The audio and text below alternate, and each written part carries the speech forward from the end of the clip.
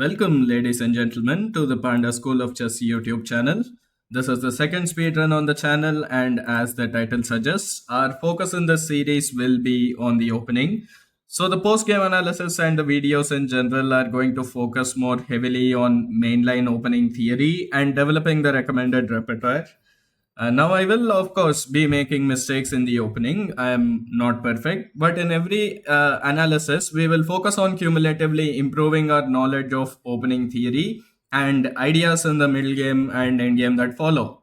Now, for the first 5 or 10 games, we are likely to get almost no opening theory, and that is also very instructive.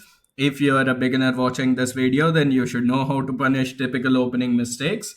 I will try to play as principled an opening as I can in these first few games, and we shall try to lay the foundations on which we can eventually build up with more opening theory, advanced theory, and middle game ideas. All right. So I shall now move away from the board. Enjoy the video, you all, and I shall now seek a game online. Right, I agree to play fair, of course. Let's see what we get in the first game of the video today. Hopefully it doesn't take too long to find a game. All right, we have the black pieces in the first game. We are playing against Hayden QR from Lebanon in the first game. Okay. Good luck to my opponent. Now, in these first few games, I will be playing the recommended opening repertoire, but it is more likely that I will be focusing a lot more on general opening principles like controlling the center, developing your pieces, and getting castled. Right. So, against e4, I suggest the Sicilian defense, and in particular, I will be playing the mainline Najdorf if it comes to that. But here I don't expect to see knight f3, d6 and d4. Even I don't expect to see an opening such as the open Sicilian in these early games. And there we go, case in point. We have a situation where my opponent plays an offbeat move knight to a3. And you guys should know how to play against these types of variations, right? It can sometimes be a little bit challenging. Now, usually the way you can go about this is, I mean, there are several ways to go about this, but the best way is just to develop your pieces and get your king castled. Now, how should we aim to get our pieces developed in this particular scheme of opening, right?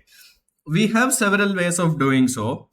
First of all, I can start with the move pawn to d5, and if they take, I can just play a move like knight f6 and try to recapture with my knight.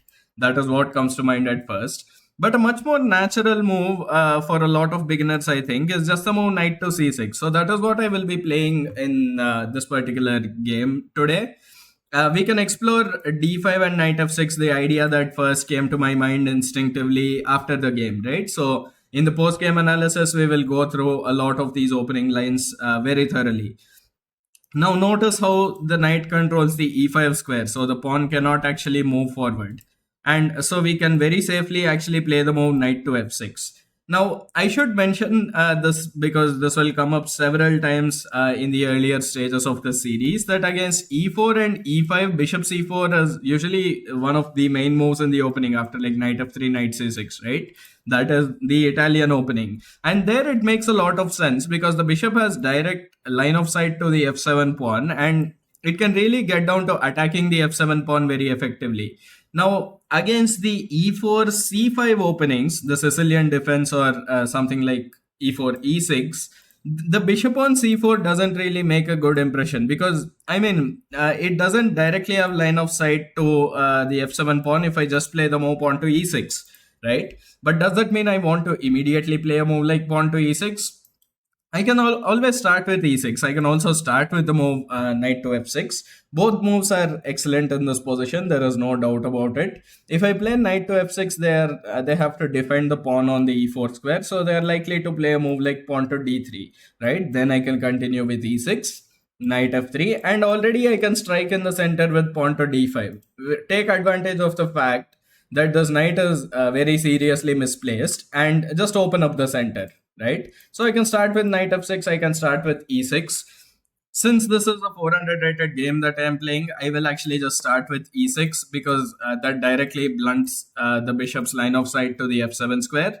And it is just a safer way of playing, so to speak. So I'm expecting a move like knight f3 from my opponent. And this, yeah, there we go. So my opponent is actually not playing a bad opening. They're playing a pretty decent opening, if I mean, if you ask me, right? Because they've played a move which controls the center. I have done the same. Then they have developed all their pieces, right? So in if you really have to think about it, they're playing a more principled opening than I am. But there are different levels to understanding opening theory in chess, and now you will see that I can play the move pawn to d5 in this position, and okay, that just hangs the bishop. So my opponent played way too quickly. They played the move pawn to d3 in 1.8 seconds and just hung the bishop.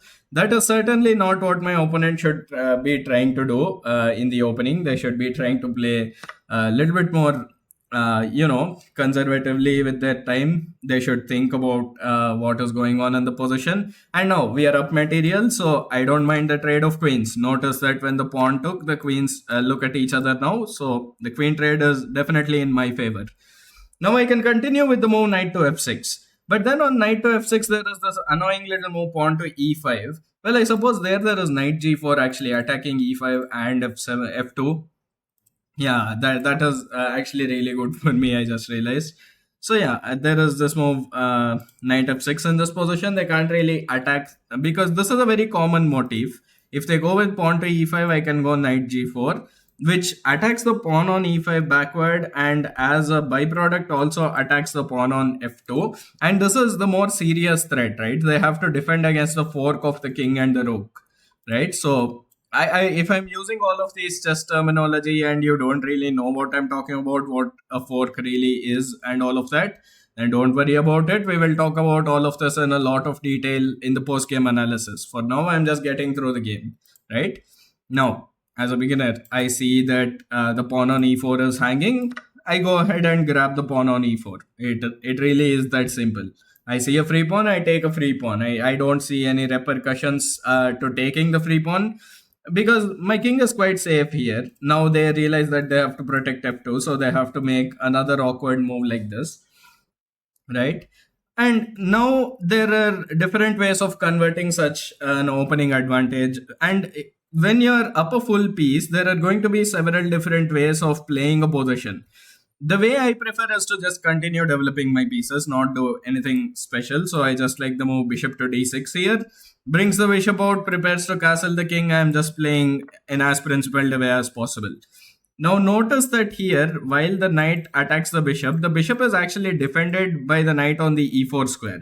So that means that if the knight takes the bishop on the next move, we can actually just recapture that, right? So can we just castle? We have to always be very careful when there are two minor pieces making contact with each other in this way, right? If we castle, maybe they can just attack our knight in some way, some strange way. And if the knight moves, then the bishop will actually be a hanging piece, right? So let us calculate. Maybe they have some strange move like king to d3, for example. You never know, right? Now, king to d3 just blunders knight takes f2, right? And that comes with a check. And once the king moves somewhere, I just take the rook in the corner. They take my bishop over here. And that is not entirely clear to me because we are losing probably two pieces for just the pawn and the rook in that position. Because if you think about it, after castles, something like king d3, knight takes f2, king e2, knight takes h1, knight takes d6 in that position, the king will very easily walk from the e2 square to the f1 square, g2 square, and then just take the knight on h1. We cannot save the knight.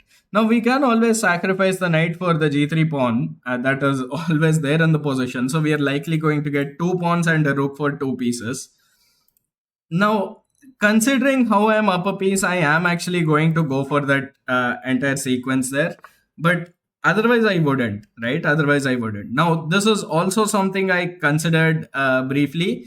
If they play the move king to e3, there is no longer knight takes f2. I forgot to talk about this for some reason, but I did consider it. Now, there are different ways to go about this as well. We can play the move pawn to f5 and just cement the knight in the center of the board so the king cannot attack the knight.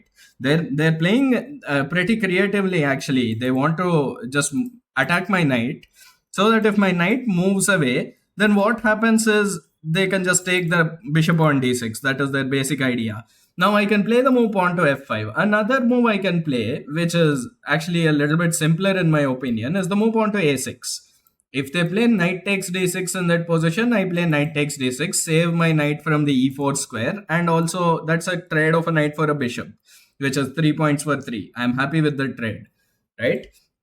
Now, if I play a6, they take my knight in the center of the board. I take their knight. They take my pawn. Then I can go for something like knight to b4, perhaps, that attacks the c2 pawn. If they play c3, I can always return to the d5 square and consequently to the f6 square. So that seems like a reasonable alternative to me to play a6. And I like trades in this position, right? I really like getting trades in the position because that just simplifies the position in a way that is beneficial to me because I'm up material in the position. I have an extra bishop. So in view of simplifying the position, I will play the move pawn to a6. If the knight returns to the c3 square, I won't think about it too much. I will just take the knight. They can take with the pawn, and then I will solve the problem of developing this bishop which is sitting on the c8 square doing nothing. The way you convert a position where you have an extra piece into a win is essentially to use the extra piece that you have to do something which the opponent cannot because they don't have the extra piece. So if you have an extra piece which just sits on the c8 square, that is not usually going to be beneficial to anyone, right? The bishop has to be doing something. But right away, we have more pressing matters on hand. The knight on e4 is hanging. They've just moved their knight back. So I will do the same. I will just bring my knight back to the f6 square and just calmly continue here with something like b6 and bishop to b7. Just put the bishop on a diagonal where it is doing something. And there I have some serious threats like knight d4. Because if the knight takes on the d4 square, I can then attack the rook on the h1 square, right? And my opponent is trying to do the same thing, only that they have much more serious weaknesses on this diagonal than I do on the other diagonal, right? For one, by the way, I can immediately play the move knight e5. I do notice that because on knight takes e5, bishop takes e5, that is pretty troublesome because the rook is under attack. The bishop controls the diagonal that they want their bishop to control. But maybe as a beginner, I see that this is possible b6 bishop b7, and I don't really consider the possibility of knight e5. So I'm going to play in a way that is consistent with with the way how most beginners play the game, and just continue with fianchettoing my bishop as well. Well, if they can do it, I can do it too, right?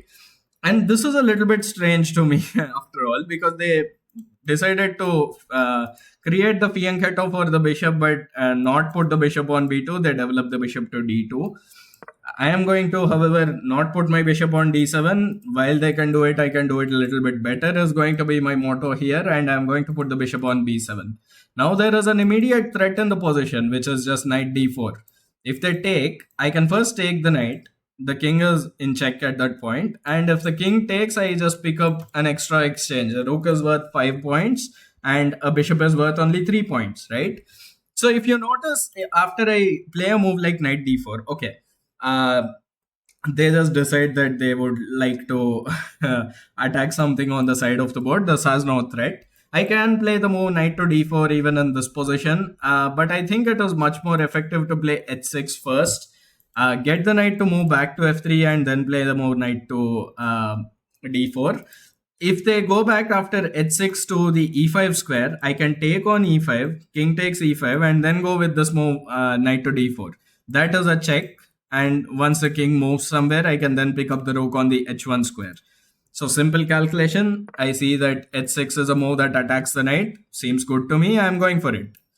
Once the knight returns, I'm expecting the knight to return to the f3 square. h3 doesn't really make too much sense. At that point, I will just go knight d4 in that position. And yeah, now, once I play the move knight to d4, just imagine in your head that I have played the move knight to d4. What is happening is that the knight cannot really move in that position to capture the knight on the d4 square, because that creates a situation where a piece of higher value than the knight is placed under jeopardy, right? That is what we call a pin in chess. So, of course, for the more advanced players who are watching this, well, you should probably not be watching this. Take a walk in the park or something. Do go get a little exercise, I suppose, rather than watching this. But for the beginners, I'm going to make all of these concepts, the lay out all these fundamentals so I can build on them very nicely in the series, right? So I'm going to go ahead and play the move knight to d4 here. Just attack the knight with the bishop as well. They cannot take because now because they lose a piece of higher value. Now after knight takes d4, should I take? Okay, that just fully just gives up the knight. That is a completely different situation from what I had imagined. But yeah, what I was saying in this position is if they had instead taken the knight, should I take the rook? Not necessarily, actually, because in the other position, what we should always scan for checks in the position, right? I can first take here, and after the king takes, I can take on the h1 square. And if rook takes h1, I can then pick up the knight on the a3 square as well. If you notice how beautifully all of my pieces are coordinating here, everything kind of starts to unravel itself, right? And you will notice here that I can just take the bishop. I am going to do that and then pick up the rook. Now, what I did here is called a discovered attack on the rook. The knight was in the way of my bishop, so I just moved the knight out of the way. It's as easy as that, pretty much. And then we just take the rook in the corner and proceed with the game. Now, we should start looking for direct attacks on the king at this point since we are up a lot of material. Moves like knight to e4 do not really make sense. We need to bring our rooks into the game. I'm going to start with the f rook. It doesn't really matter. It's just my instinct that putting the f rook on d8 here is the better move, really. And now, how should we continue? In some way, we should try to open up the position a little bit, maybe. Try to, use tactics to our advantage. Hmm. I'm looking at bishop e5, so I can go for something like bishop d4, or maybe even bishop b2. That seems to, in some way, um, trap the knight on the a3 square. Hmm. Yeah, I like the move bishop to e5. That also opens up my rook, so why not? Bishop b5, bishop b2 attacks the knight, bishop c3 sets up, putting the rook on the d2 square on the second rank. So absolutely, let's go for it. Why not? Um, hmm. Like I'm trying to think about what the best way, the absolute most efficient way of converting this position into a win is. Okay, bishop is under attack. Should we place it on the c3 square or the b2 square? We have options here. If I go bishop b2, I mean they just play knight over here, I suppose. I don't really like that. But at the same time, even if I go bishop c3, they go knight b1 and attack my bishop. So neither move seems too appetizing at the moment. But at least if I go bishop here, knight b1, I have a chance to, try to do something. Of course, there is the check in the position. I don't really see what the check really accomplishes in the position. Maybe bishop e5 was not the most accurate move after all. Let's first give the check. Why not? I mean, if we'll just give the opponent an opportunity to go wrong, at that point the knight will be lost if they play king d2. Um, yeah, if the king just moves this way, then we take the opportunity to play the move bishop b2, I guess, send the knight back to b1, and then I think I need to open up the queen side with b5. After c takes, a takes, open up the a rook as well, and that kind of spells doom for the position.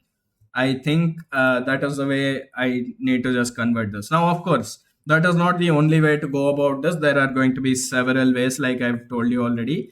That just hangs the knight on the a3 square. That makes my life a lot easier, really. And now what we have to do is we just have to infiltrate their position with our rooks. That is what is going to end the game as quickly as possible. We play a move like rook to d2. Notice that there is no back rank problems. Our king has an escape square on h7, so I'm not worried about any of that. For now, let's just blindly play the move rook to d2. It gets the rook to the second rank. Rook's on the seventh rank from you. So 1, 2, 3, 4, 5, 6, 7, right? So if you can put on the a rook on the seventh rank from you, that is usually very, very good in chess. Because there are usually going to be a lot of things on the seventh rank that are important, and the rook on the seventh rank from you. This is the second rank. I do understand. I'm talking about the seventh rank from you. It's just going to attack a lot of the other stuff, right? Now, what should I do? I should probably bring the other rook into the game as well. Let's just do that. I'm not worried about any of this. I can always just move my knight back or even move forward with a check, maybe go to the c3 square. That seems quite nice actually because the knight cuts off a lot of escape squares from the king. Alright, let's take the c2 pawn. Now notice how I didn't even bother taking the c2 pawn on the last move. My priority is now just going for the king. I don't really care about all of these little pawns to the side of the board. I played the move rook takes c2 in this particular position. Excuse me, you all. Because it leads to a very interesting checkmating pattern, right? I I thought of at first going for something like this, but now I realize that this just leads to checkmate because now the king has to go to the h4 square and then rook takes h2 is just checkmate. And notice how I didn't even bother about my knight being hanging on the f6 square. I basically just got it out of the way with a checkmate, right? So it doesn't matter if you lose your knight if you checkmate the king. Now, how did I know that this was checkmate? I could very easily scan that these two legal moves were taken away by this rook. The king is in check, so this h5 square is also taken away from the king, and the knight takes away the only remaining square, and the pawn is kind of in the way as well. Not to mention how my pawn on h6 also controls g5, right? So you can kind of quickly go through all the legal moves the king has. You need to, as you grow stronger at playing chess, go through all these motions and learn how to do these things quickly. All right. I spoke about a lot of different things in those games, in that game rather. I'm going to pull up the analysis board now, and yeah, what we are going to do is we'll discuss everything I talked about in a lot more detail. Be right back, you all. All right, guys. So I'm back with an analysis board here, and we are going to go over whatever happened in the opening and the middle game. The end game, there is not much to talk about. But yeah, we'll analyze the entire game here. So e4, c5, and against the king's pawn opening, I will be playing the Sicilian defense. And certainly, we'll probably not face the move knight to a3 again because it does not make too much sense. If the knight has to be developed, it makes sense to develop it towards the center. Knight c3 is a move that is pretty common actually. It is one of the more important sidelines. The main line, however, is knight to f3, and I will briefly talk about this because this is, after all, the main line theory speedrun. Then we have d6, d4, c takes d4, knight takes d4, knight f6, and knight c3. This is a very critical position in Sicilian defense theory. Now, I went through those moves quickly, so I will talk about them once again. The reason we play the move pawn to c5 is to first of all immediately get a trade for a flank pawn for the central pawn, right? So why does white volunteer to that? Why do they play d4? Well, if you think about it, after something like d6 and d4 takes and takes, white gets a nice lead in development, right? Usually in this position, we do not have a very good square to develop the bishop to. I mean, bishop d7 is a playable move. There is nothing immediately wrong with it, but it is not the most ambitious move, so to speak, right? So usually the most popular move in this position is a6, which is known as the Najdorf variation. Now, another incredibly popular move these days, and historically a very important sideline, is the move pawn to g6. Well, I should not call it a sideline. It's one other main line, I suppose. It is somewhat the second popular move. Now, I should mention here immediately that the move pawn to e5 in this position, while it seems like it attacks the knight, is not a very good decision. And it has mostly to do with the weakness of the d5 square. So, for example, they can play bishop b5 check in this position. And after bishop d7, they can trade once and then play the move knight d to e2. And you will now see that down the line, what will happen? Let us say we just try to develop. They can trade the bishop for the knight, removing a defender of the d5 square, and thus get a nice opening advantage, right? So they can immediately actually just do this. Play a move like queen to d3 and then long castle to pile up on the weak d6 pawn as well. It is not possible to play d5, of course, because that just loses a pawn. So let us say we play a move like knight to c6. Not the best move, but I just want to illustrate the concept here. After something like rook fc8, because the action is happening on this side, I played rook fc8, so the other rook can actually support the a pawn pushing down the board. They can here play the move knight to d5 and they have a very comfortable position. right? Something like this. Like, look at the knight. There is no good way to really remove the knight. Now you might think of something like knight over here, but then you're going to lose the game very quickly if you allow something like this. This is just not playable in the position. Like, for example, first of all, queen takes d6 immediately is a serious problem that we have to deal with. And it is not entirely clear what to do about this, right? Because even if you play a move like bishop to e7 in this position, they can even consider doing something like this. Well, in this particular position, I suppose there are some complications with them losing the g2 pawn. And even that, by the way, is pretty dangerous. Like, for example, king b1, queen takes g2. We are giving them the open file to attack us with. So I wouldn't say that this is completely clear either. But okay, this should give you an idea of why e5 was a little bit of a problem. That is mostly because of bishop b5 check, right? So the Najdorf variation pawn to a6 prevents the move bishop b5. Well, very clearly, right? If they play bishop b5 check in this position, we just take the bishop. And the knight ending up there is not as much of a problem.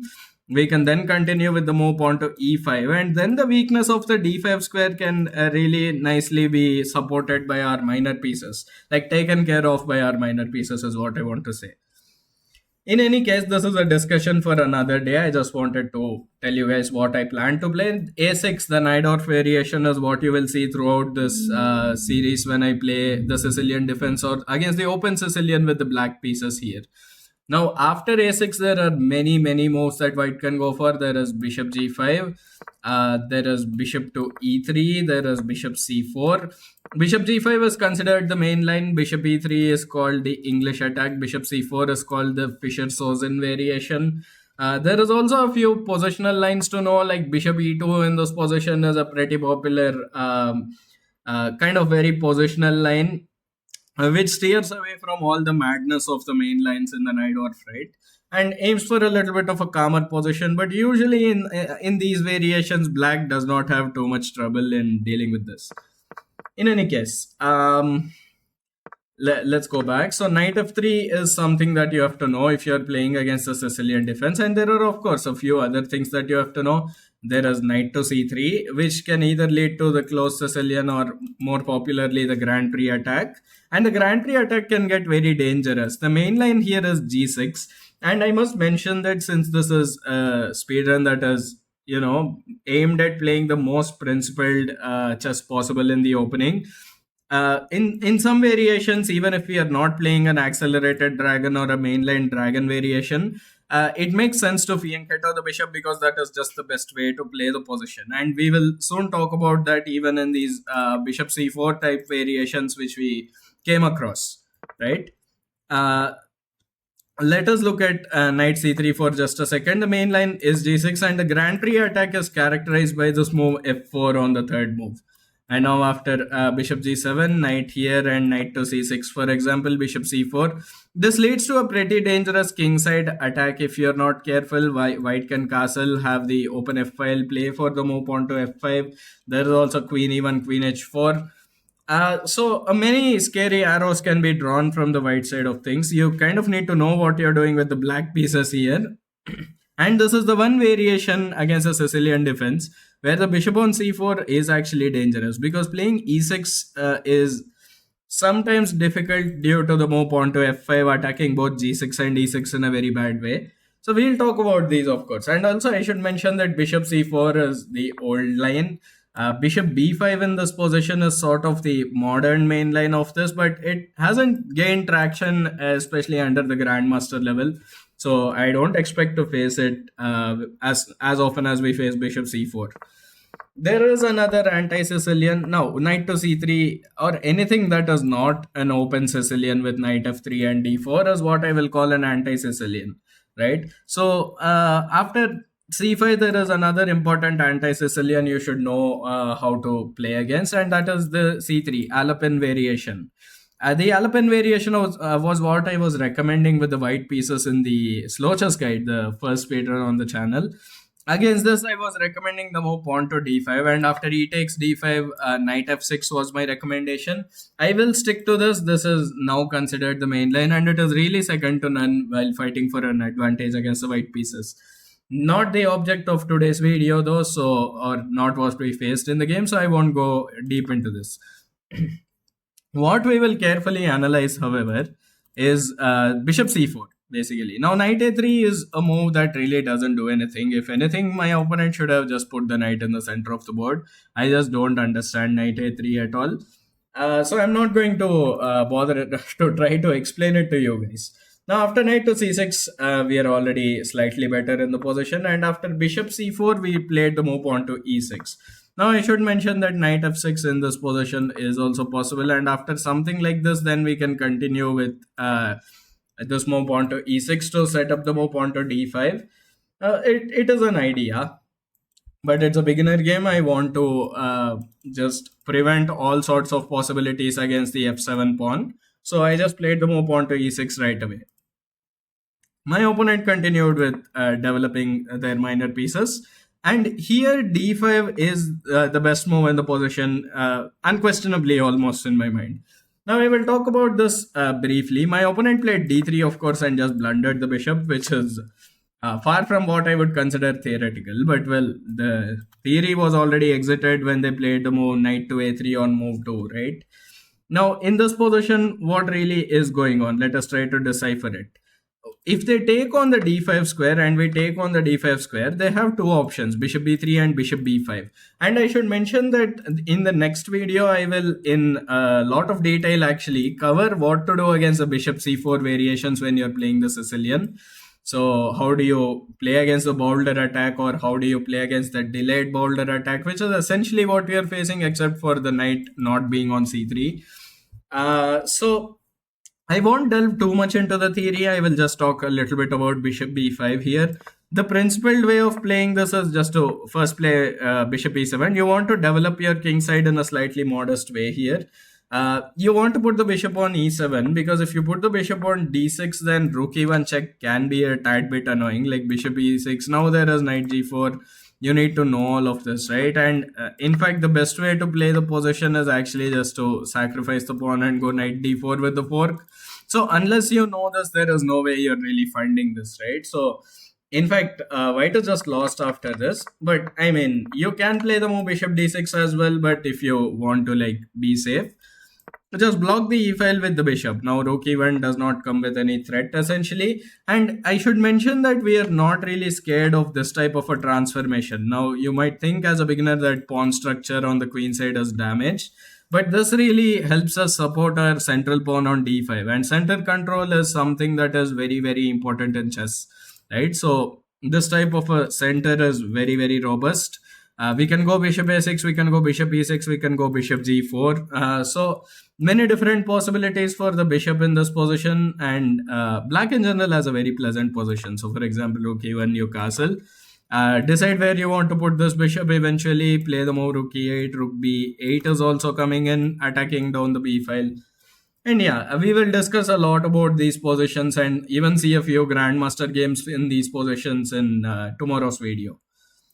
Alright, in the game, however, my opponent played the move pawn to d3, which was straight up a bad move. I mean, I didn't think too much in this position. I just took the bishop, which is what you should do, right? You see a free piece. And one of the most important principles is that when you're up material, you want to trade pieces, because if you trade off all the pieces, then you will just be remaining with the extra material on the board, using which you can win the game, right? So that should make intuitive sense. So I just traded the queens here.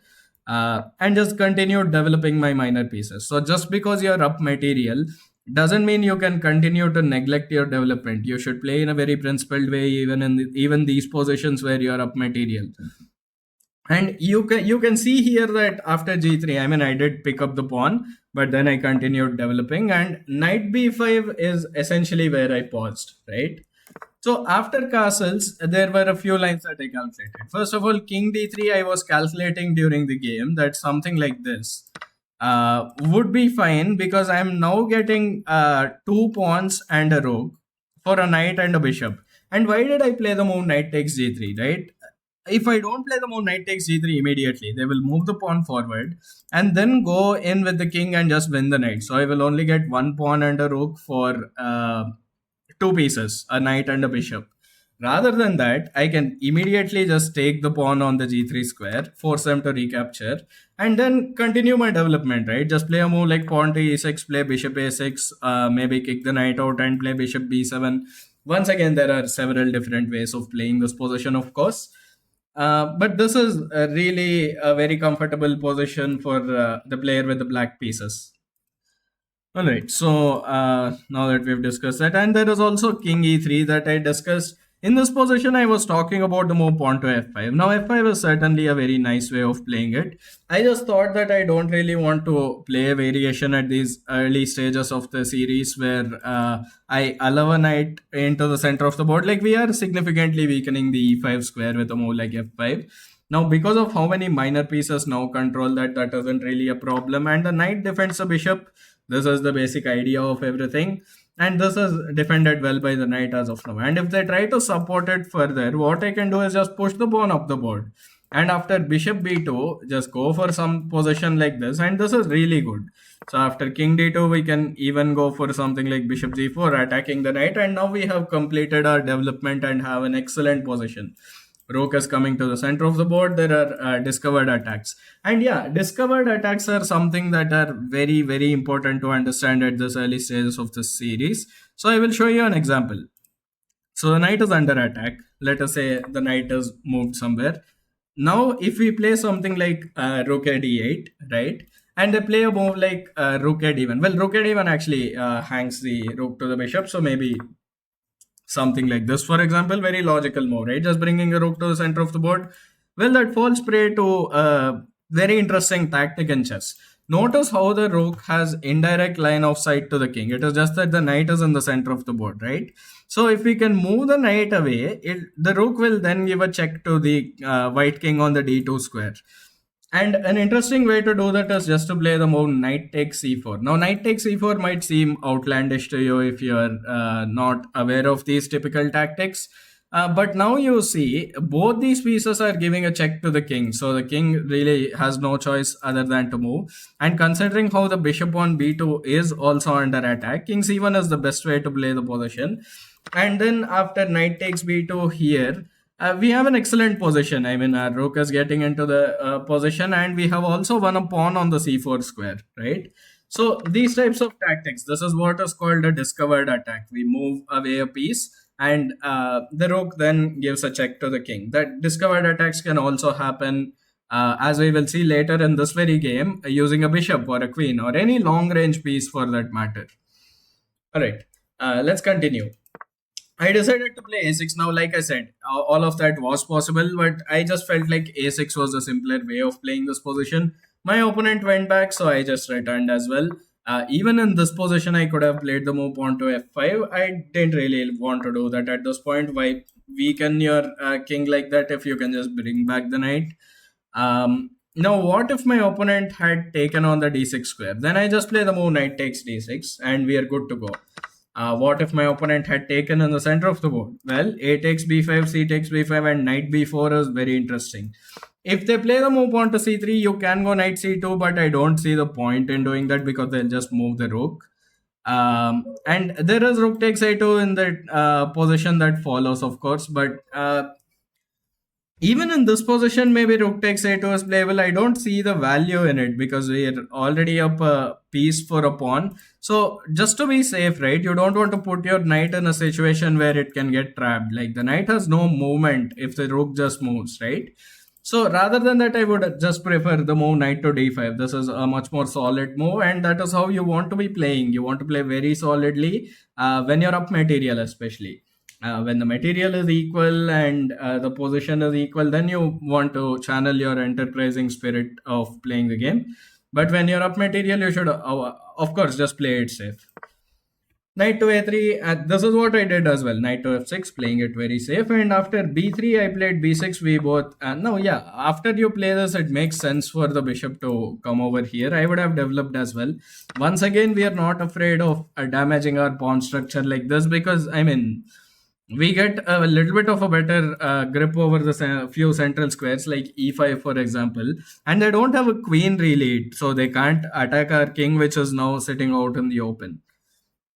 And neither do they have an open G file or a bishop that can slice across and attack the f6 square. Now, that being said, I want to talk a little bit about damage to pawn structure. As a beginner, I suggest you don't care about it too much. It only really matters in the end game. But as a beginner, your focus should completely be on tactics, right? Just tactics, tactics, and tactics. And that is how you really should be playing as a beginner. Because most games are won or lost before the end game. I mean, if you can just if you're sharp with your tactics, then you will win most of your games under a rating of like 1500 on chess.com. Which seems like an absurd thing to say, but if you guys have seen the slow chess guide, then you should understand why I'm saying that, right? Now, after bishop d2 in the position, bishop b7, and knight to g5 does not really do anything again. Played the move pawn to h6, knight returned to the f3 square, and then I put the knight in the center of the board. Now, what happens is this is what we call a pin. There is a pinning piece, which is the bishop, a target piece, which is the rook in the corner, and a pinned piece. So the pinned piece cannot move in this position. If you just move away the pinned piece, what happens is you lose a more valuable piece in the corner of the board. And here knight d4 is particularly strong because if they take in the center of the board, what we can do is first take the knight. So this is a check. So we don't have to rush with the move bishop takes h1. So as early as this stage, I am already trying to teach you guys restraint, right? To practice restraint. King takes d4. Well, you can take on the h1 square in this position. And now you see that at the end of the line, you have another free piece on the other side of the board. So full board vision like this with bishops is something you should strive very hard to develop. King d3 though, that just gives up the knight. I take another bishop, take the rook, and then bring my rooks to the center. And now the conversion technique was something I was thinking about in the game. It turns out that I've checked this game with the engine now. It turns out that I did play this in the best way possible. They did hang the knight on the a3 square, but if they went knight b1, for example, then what I could have done in this position, what I was thinking of doing is just b5. It is nowhere close to the best move in the position. The best move is apparently rook d7 or rook a7 or rook d4, trying to just double the rooks on the d file and attack them, right? Try to trade rooks, basically. Put a rook on d1, try to trade rooks and attack this knight. Well, I was thinking of just b5 in the position. I think that makes a lot of sense. c3 was one of my considerations. But then I realized that after rook d3 check, king e2 and rook a d8, we have nothing to worry about, right? There is this coming in. There is no bishop takes c3 possibilities in the position. And if c takes b5, we play a takes b5. A4 or b4 is something that can be considered. If b4, for example, we can take and just play a move like knight g4. And there is a really beautiful checkmating pattern in this situation that I want to show you all. So for example, let us say they attack the knight. You can give a check. So the rook is supported by the knight. The king has to move. King goes over here. Now what do? We have another check. So we play the check. King has to go over here. There is no way to block the check really. And now a really nice move, rook to e2 check, and after king f3 in this position, play rook to f2. Now the king cannot really come. I mean, they can probably go here, but if what happens if they just take here, right? Well, now you see what is called a checkmating net. This might be a little too early to introduce what a checkmating net is, but it's a really interesting tactic. You make sure that the king now has only one or two squares. Like the king has pretty much no squares to move to, right? And if you can just take care of this one square, which is just pretty easy to take care of with like bishop f6, and you will see that is the tactic. If they take over here, the idea is f5 and bishop f6 is just checkmate. So weaving a mating net like this is a skill that you should eventually develop. It is not particularly easy, but you can try to practice these looking at these games. I hope you guys appreciated the idea at least. Now rook b1 just hangs the knight, so I just decided to take the knight, bring my rook in, bring my other rook in, and notice how I didn't even bother with any of these pawns. Bringing the other rook in is the fastest way to do things, and after rook takes c2, rook d3, and rook takes h2, it was mate. So very interesting game actually for our first game. There was quite a bit to talk about there. Now tomorrow's video, I'm not going to be playing a game. I will deeply analyze what you can do against the bishop c4 variation. Now, you guys might think that deep analysis of the opening and the theory thereof is not necessary in these first few games. And I do completely agree with that. Deep theory is not a necessity here. But I want to do it in a nice way starting out in the series because I want to kind of build on the theory cumulatively, right? So if we start off with some deep analysis early on in the series, then later on, if we face a bishop c4 variation or something like that, maybe a bolder attack, I will not have to spend time looking at those variations again. We can spend time later on not repeating analysis of theory, which was a problem in the slow chess guide, is what I've gotten as a comment. So I will not be doing so much repetition. I will put it out as a separate video, the opening theory video, and then we will just proceed assuming that that is known to everyone. If we ever face it in the future, I will just put it up as a card on the top right of your screen or something like that. All right, that is going to be it for today, you all. If you enjoyed the video, then do drop a like, share the video, subscribe to the channel. It really does help me out, and I know I've been a little bit infrequent these days to put out these videos, but that is definitely going to change. I promise you all that. If you want to learn chess from me in a more structured way and not just opening theory like I give out for free on this channel, if you want more structured improvement plans, if you want a training program for an affordable price, then you can always email me on the ID that you can see on the screen right now. Hope to see you all in my chess academy, and even better than that, actually just hope to see you all on the YouTube videos. All right. I hope you enjoyed the video, you all. YouTube thinks you will like the video to the left of the screen right now. I think so too. So maybe check it out. Goodbye, everyone. I hope you all have a great day.